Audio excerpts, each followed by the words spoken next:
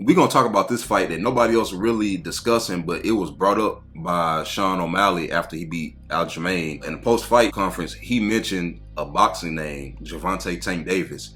And if I'm completely honest, I'm intrigued by this fight. I'm really intrigued because there are a lot of people who claim to be strikers in MMA. And if they don't come from a background like a Wonder Boy, but if you don't come from a background like an Izzy or a Wonder Boy or a Fiziev or an Alex Pereja, a lot of these so-called strikers, you can't really put them in a boxing ring against an actual boxer. Yeah. Some of these guys, you really can't put them in a kickboxing match against a real kickboxer. But Sean O'Malley might be one of them guys. I think what's going to happen is, I hate to say this, man, but what's going to happen is this fight is going to depend on the Tyson Fury and Francis Ngannou fight. You got to understand, this is the second time this happened. It was first with Floyd Mayweather versus Conor McGregor. Now you got Tyson Fury versus Francis Ngannou. So if the Francis Ngannou versus Tyson Fury fight is remarkably even close, then I think a lot of the MMA fighters will be more confident that they can go and step into the boxing ring. And you gotta understand, Sean O'Malley, you think he's the best striker in the division? The best pure striker? Yes. He got some of the best striking. You still got Rob Fonten. You know what it is? If they ain't got nothing else, they got hands. Yeah. Yeah, he's probably the top guy. He's probably the biggest star right now,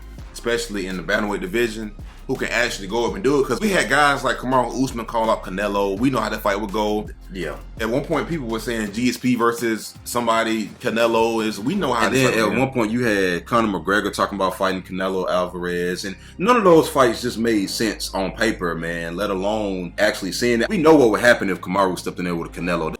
Who was on crack? It's not worth talking about. It's a money fight for him, but a Sean O'Malley versus a Gervonta Tank Davis, though. I'm gonna tell you one thing, man. That's an actual good fight in my opinion. It was this one video that went viral a couple of weeks ago, really after he became champion, and he was stepping back and he was throwing the right hand. He was stepping back, throwing the right straight, stepping back, throwing the right straight.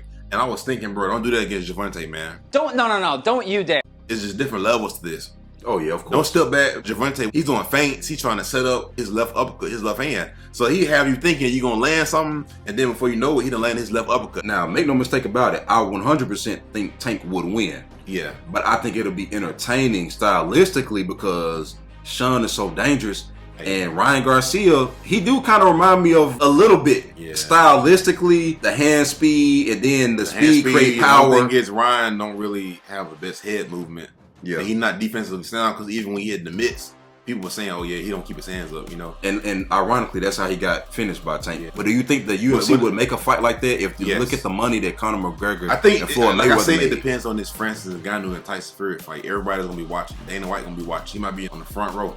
Sheriff, he's over here. God. Well, he gonna be on one of them streams because he don't want to. Well, what I was gonna say is with Sean O'Malley, even if he fight Gervonta and go to distance, that's a win. I hate to say it, bro. But can he go to distance with Tank Davis, though? It depends. We've seen Tank go to distance before. I know those guys once. It was a couple times. It went twice. I know it definitely wasn't more than twice. It definitely wasn't more. It was once. I know that guy was super durable. Yeah. He got 29 wins, 27 KOs, man. So he went. I definitely think this fight would definitely be ending by a knockout, especially how the Mario Barrios knockout, at the last minute, and then the Ryan Garcia body shot. You know what makes this fight interesting? Like, it's debatable on if Sean O'Malley has the best striking in the bantamweight division, but what's not debatable is his power. His power is good enough to where if he can land, it can make up for not being the best striker. So I think it gets very interesting against Gervonta Davis if he can land and hurt him. Because he has the power to hurt him. And let's be honest, we're going to pretend like we didn't see Ryan hurt Tank that one time in the fight. I know we gloss over that, but we can't act like before Ryan went in and got dropped that first time, he did have Tank, one big reason why I think Tank going to win is because Tank is going up and fighting bigger guys than Sean O'Malley. I know in the point of saying if this fight would have happened a year ago, but a year ago, Sean probably would have a better chance, but because Tank didn't gain muscle, he even got bigger, he's ready for these bigger guys like the Keith Thurmans. I'm not going to say he's going to beat Keith Thurman, but I'm saying he's ready for these guys. And Sean O'Malley, he's not really used to being in there with bigger, stronger guys. Doesn't make sense. Guys who are above him in weight class. It's equivalent to him going up to featherweight and fighting some of these guys in the weight class above him. Doesn't make sense? Like a Volkanovski. Or somebody, or even an Arnold Allen. Arnold might ragdoll him. Yeah. Truth be told, So I think Tank is going up, man. He's gaining muscle. He's getting stronger. And I think That's probably the biggest reason why I think he'll win. But would Dana White let that fight happen after what we've seen With Conor? Because I think Conor, he made history, of course. He definitely did something that we might not ever see again. Not the way that it happened. But I think he also kind of... In a good way and a bad way. In a good way and a bad way. And I think he did a little bit more damage than good. He did good for himself and for MMA in that moment, in the spotlight. He made himself a big star. But in the big scheme of things, he hurt a lot of other fighters who there's opportunity for them to go and do fights like that will be interesting, that will make a lot of money. And look at now, he don't really have the motivation to even really be fighting like that, you know, from what we're gathering, because he could have done fought 3 or 4 times since then, at least. And we just don't see him with that drive to make the fight happen. Like, bro, let's be real. Most of us think that he would beat Michael Chandler. Supposed to. I mean, Michael got a chance on paper, don't get me wrong, but stylistically, Conor's supposed to go in there and snipe him up real quick. I know a couple of things, some simple shit I could show you, maybe keep us above ground. What do you say? I'm looking at this website, and I don't know how accurate this website is, but it says Sean O'Malley, he made $382,000 in his last fight against Aljamain Sterling. And my point is, Nate Diaz made $20 million in his fight against Jake Paul. Exactly. That's what I'm saying. You go up and you take these boxing matches and you make millions of dollars, win or lose. How can Dana White compete with that? Because then now you have these guys say, you know what, I make more. And the thing is, Conor can demand millions of dollars in the UFC, but at the same time, can Sean O'Malley demand that type of money? Say he go and he fights Gervonta Davis and he makes millions of dollars. Can he come to the UFC and say, you know what, I want $1 million, I want $2 million? And you think he would even come back and fight for $1 or $2 million when he could easily, if Nate Diaz made $20 million, how much you think Sean O'Malley worth, man, against Gervonta Tank Davis? Let's be honest. Yeah. At least 20. At least 25. Yeah.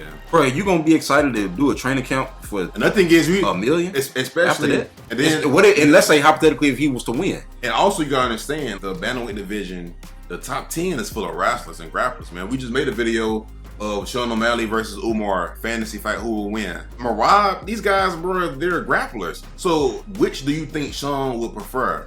Only training hands and boxing and making $20 million, or having to train all these areas of MMA, grappling, striking, and everything, and damn near risking getting injured and coming to the octagon and making $400,000. And look, Sean O'Malley has been one of the most successful strikers we've ever seen. He's like lightning in the bottle 99% of the time. How many times have we seen the Aljamains get their hand on a Sean O'Malley and at the very least a boring 5-round decision? It looked like if Aljo would have switched his game plan up, this probably could have happened. Well, low-key, with the Piotr Jan, it almost happened against a striker. With Piotr Jan, it almost did happen with a striker. And some people say it did happen with him. Some people say he lost that fight. So, realistically, man, if he can get his name big enough to where we kind of want to see him in these boxing fights, even if you're winning and you on a win streak, how many fights would you have to win in a row to get...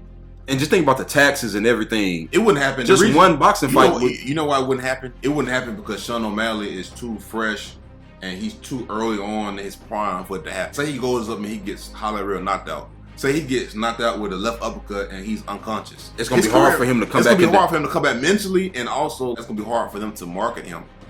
Because at least when Conor got TKO'd by Floyd, it was more of him being tired than anything.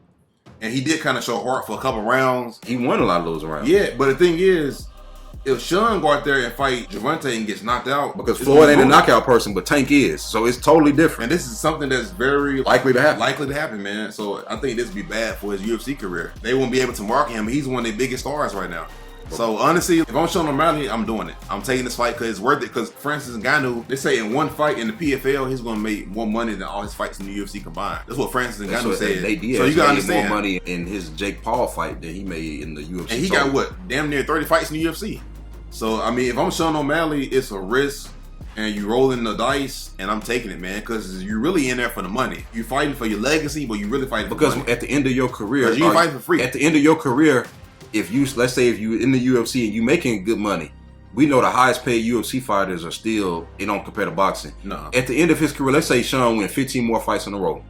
Let's say if he win and retire, you think he gonna look back and be like, man, I'm glad I got these 15 fights where I made, let's say he made $2 million a fight at some point, or he gonna think, man, I sure wish I took that Tank Davis fight and got the $25 million, and then win, lose, or draw, I could come back over here and still. You see what I'm saying? Hey, another thing, I gotta say one more thing. It's the number one thing we ain't even been saying yet. It's the fact that he's in the most competitive, most dangerous weight class in the UFC. He might not have had a belt that long. Exactly. So this might be the best time. I hate to say it, this might be the best time and the only time. This might be the only time he has to go and take a boxing match and make $20 million. Because Cheeto might beat him, Marad might beat him, Aljo might beat him. And the thing is, it's not like he really fought somebody in the top 5 other than Piotr Jan. So he kind of got skipped above a lot of people to begin with. Low key, the UFC kind of made Aljo fight. They knew he needed surgery. They knew he needed the rest. They put him in there several times against people they wanted to beat him. So he kind of got fed a little bit. You know what I mean? Yeah. So I would go get that money if I was him. Yeah, go get it.